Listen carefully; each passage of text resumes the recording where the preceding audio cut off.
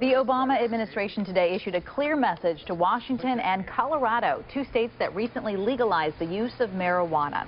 The Justice Department says it won't move to block those laws as long as pot is kept away from minors and out of the hands of organized crime. Marijuana advocates are hailing the decision as a big step forward.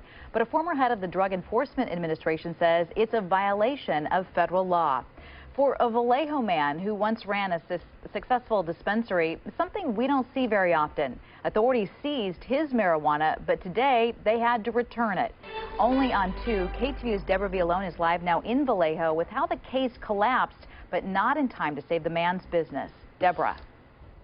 This was once the Greenwell Collective with some 9,000 clients until the medical marijuana was seized.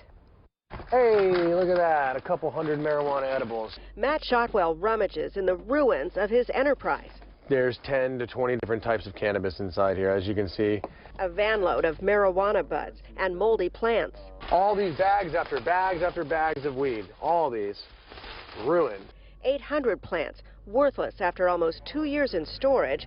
Vallejo police returned it all to him today under court order. His case dropped, insufficient evidence. I cried. I was just like, all this for nothing. It's a case Shotwell has lived very publicly, star of a cable series. But long before the Discovery Channel, he and his business were high profile in Vallejo.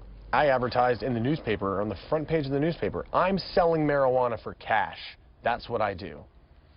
And there's nothing wrong with that in America. Raids on Vallejo's 6 dispensaries came about the same time as the one on Oakland's Oaksterdam University. None of Vallejo's cases was successfully prosecuted. One case was lost, and the others were simply just not filed. Vallejo PD says medical pot remains a priority. If they're using it, if they're doing it in a manner that is inconsistent with the current laws, then we're going to enforce the law. Shotwell says he's a ship navigator by training who learned the marijuana trade after his father and sister got cancer. He's cultivating again at a new location with only a few hundred clients. He's cautious about getting burned once more. Just give it the program. Tax the hell out of it, regulate it, and let the people smoke. Life in our business.